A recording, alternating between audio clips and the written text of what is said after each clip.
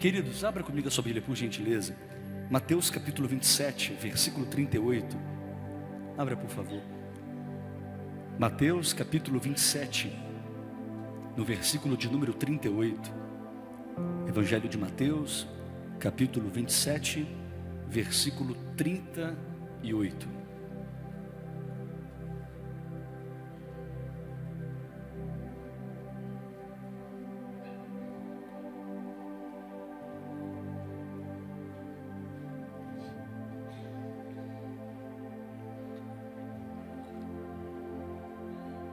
Assim diz a palavra do Senhor: 2 ladrões foram crucificados com ele, um à sua direita e outro à sua esquerda. Só até aí, fecha os teus olhos. Pai, nós queremos muito ouvir a sua voz, queremos muito receber do Senhor. Fale conosco através da sua palavra. Nós precisamos ouvir a sua palavra, precisamos ouvir a sua voz. A sua palavra é o nosso alimento, sua palavra é luz para o nosso caminho, a sua palavra é lâmpada para os nossos pés, a sua palavra é nossa bússola, para que a gente não se perca. A sua palavra, Senhor, é tudo o que precisamos. Sua palavra é uma arma de guerra também, ela é espada. Sua palavra também é escudo, é uma arma defensiva. Sua palavra é como um martelo. A sua palavra, Senhor, é o nosso alimento. Nós queremos muito ouvir a sua palavra. Então, Senhor, que a sua palavra ela possa produzir frutos permanentes em nossas vidas. É a minha oração, é a nossa oração, em o nome de Jesus Cristo. Amém e amém. Quando eu leio esse texto, quando eu leio sobre a cruz de Jesus, quando eu leio sobre o Calvário, sobre o Gólgota, sobre o sacrifício de Cristo Jesus, eu sempre tiro algumas lições. E para mim esse texto ele é muito especial, porque fala muito sobre uma cruz verdadeira. Fala sobre muito aquele que de fato é o único mediador entre Deus e os homens. Fala sobre aquele que somente nele existe salvação, existe vida eterna. Em Atos capítulo 4, versículo 12, a Bíblia nos ensina que em nenhum outro nome existe salvação. Nenhum outro nome debaixo do céu há salvação. Então somente na pessoa de Jesus existe salvação. Eu sempre vejo alguém que chega em mim e fala: bispo, mas eu sou muito caridoso, amo fazer filantropia, isso faz parte da minha vida, então existe um lugar para mim garantido no céu. Sinto muito em dizer para você isso, que não existe. Ninguém vai ser salvo pela caridade que faz, porque é caridoso, porque é bondoso, que faz doações, porque é gentil, porque é amável, porque é piedoso. Isso não garante salvação para absolutamente ninguém. Eu vou além. A verdade é que monastérios também não salvam ninguém. Alguém pode falar: eu vou para o monastério, ficar lá minha vida toda. Você não será salvo por causa do monastério.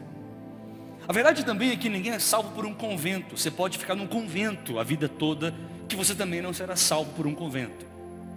Alguém pode ter experiências sobrenaturais e não ser salvo. Eu vou além. Pode ter alguém em nosso meio que possa fluir nos dons sobrenaturais e também não ser salvo. Você pode ter muitos talentos e não ser salvo. Isso aqui é um pouco pesado isso aqui, mas você pode ter títulos eclesiásticos e não ser salvo. Você pode ser um pastor e não ser salvo. Você pode ser um bispo e não ser salvo. Você pode ter uma credencial de membro de um ministério, de uma denominação e não ser salvo. Você pode ser dizimista e não ser salvo. Você pode vender tudo que tem, dar aos pobres e não ser salvo. Por quê? Porque diz a Bíblia que somente existe uma cruz que é genuína. Só tem uma cruz que é legítima. Só tem um nome que você tem que reconhecer.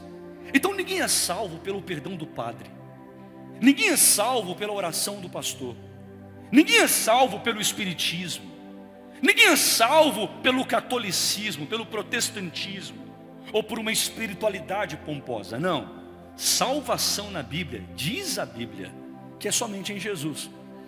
Provérbios capítulo 14, versículo 12, fala sobre caminhos que parecem direito, mas que o fim deles é a morte. Irmãos, o ecumenismo é uma coisa maligna. Sabe essa coisa de muita gente falar, não importa o caminho que você vá, todos levam a Deus? Isso é mentira. Me escutem, isso é mentira, isso não é verdade. Judas, não Judas Iscariote, Judas, irmão de Tiago e de Jesus, ele fala algo muito poderoso.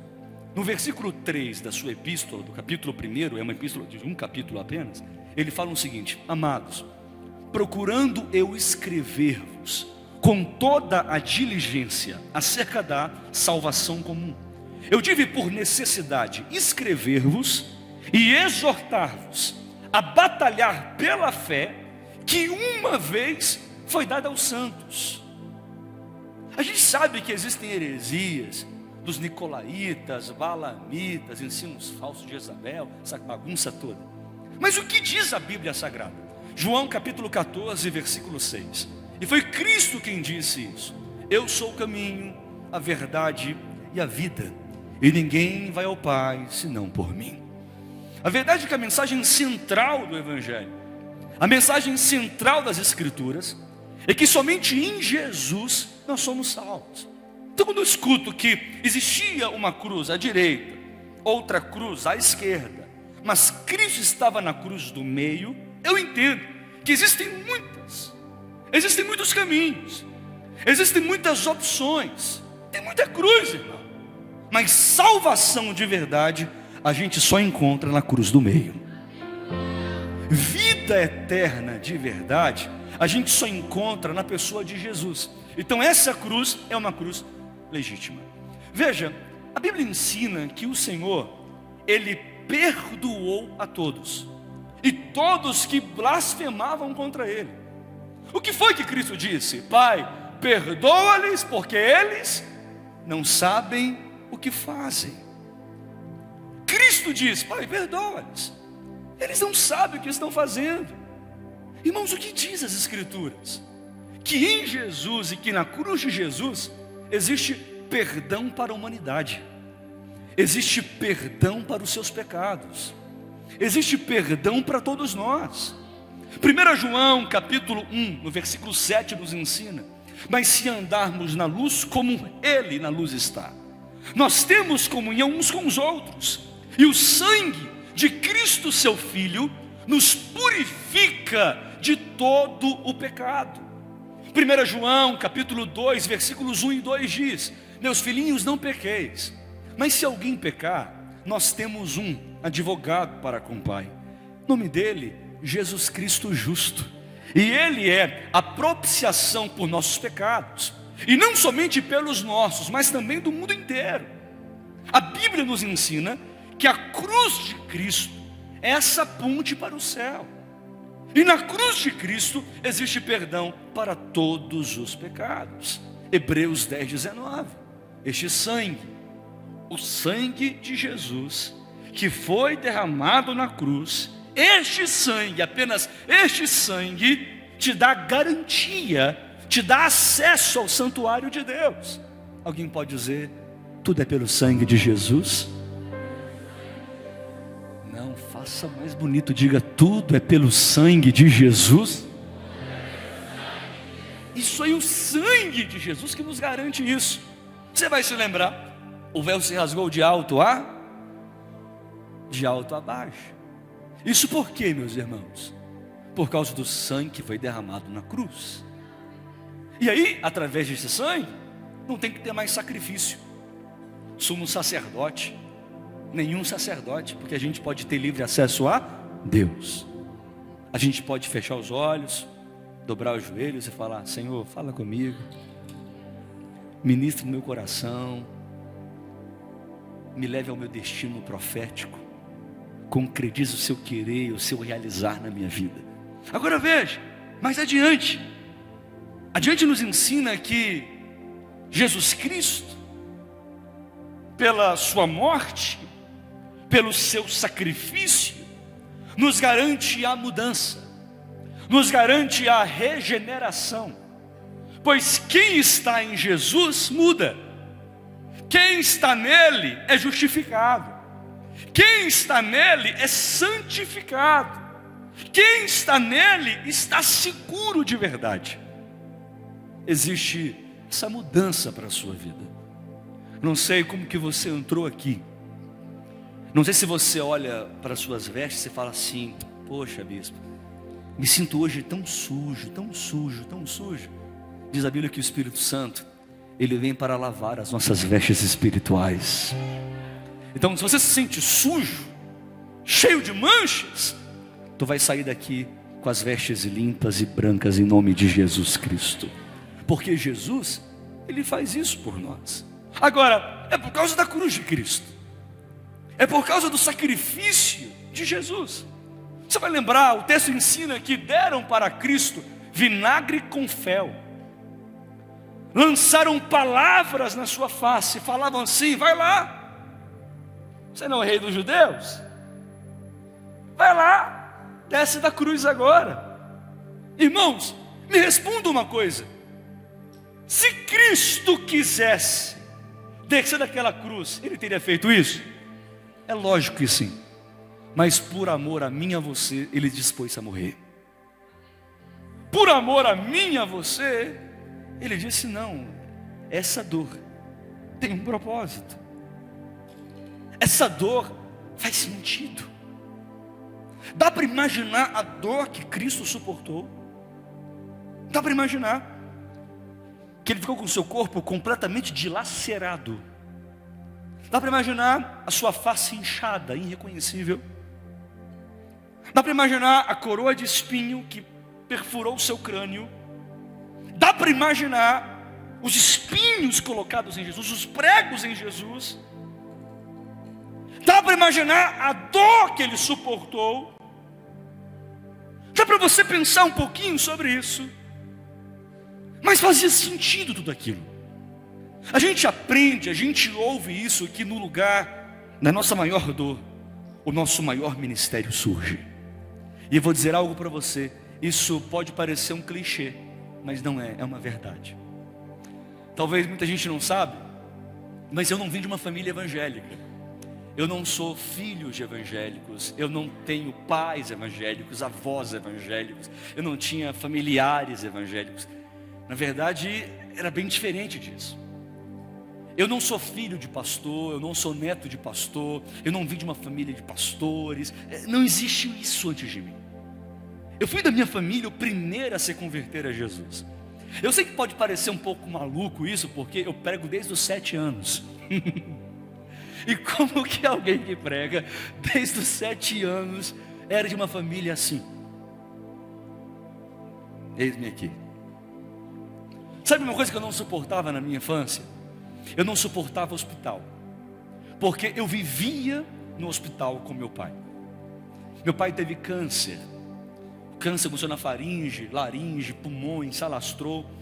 A gente vivia no hospital. Eu me lembro na minha infância inteira, dormindo em bancos no hospital, dormindo em um colchão no hospital. Eu não suportava o hospital. E aquilo me machucava muito, porque eu entrava no hospital e eu dizia: pai, vai sofrer, vai sofrer, vai sofrer. E era aquele sofrimento. Um dia eu me levantei, menino, eu entrei numa igreja evangélica perto da minha casa. Quando eu cheguei nessa igreja, eu falei: Deus existe, não existe? Ele já curou, Ele pode curar agora. Mas eu fui lá pensando apenas na cura. Mas Deus tinha marcado um encontro comigo. Ele mudou a minha vida. Ele me deu sentido, me levantou como ministro de cura. Sabe o que aconteceu? Meu pai foi curado. O câncer saiu dele. Sabe o que aconteceu? Ele se entregou a Jesus Cristo. E depois, minha família se entregou a Jesus Cristo. E hoje, eu sou pastor da minha família. Você entende que aonde mais gerava dor, incômodo em mim, eu me levantei e falei: eu não suporto isso aqui mais. É normal isso acontecer. Talvez possa ter alguém aqui dizendo: bispo, parece que eu não nasci para casar. Sabe, parece que eu não nasci, sabe, para ver a plenitude na minha vida sentimental. Parece, porque é tão difícil, eu já fui tão defraudado, defraudada. Escuta, possivelmente, logo ali, você vai aconselhar tantos casais, você vai inspirar tantos casamentos. Possivelmente, logo ali, o teu casamento será um modelo para milhares de outros casamentos. Bispo, mas parece que não vai, e sempre parece que eu estou patinando financeiramente. Ei, possivelmente logo ali, você terá tanta prosperidade financeira, que você será uma referência para tantos empresários nessa cidade, em nosso estado, no Brasil. Bispo, mas eu já falei inúmeras vezes, não importa. A verdade é que um problema, a verdade é que uma luta, a verdade é que um pecado jamais será a sua identidade. O que você vive hoje não determina o que você é. Meus irmãos, Deus tem algo poderoso para fazer na sua vida. Tem algo poderoso para liberar sobre você. Esse momento não será uma sepultura, mas sim será um trampolim para o maior sucesso da sua vida.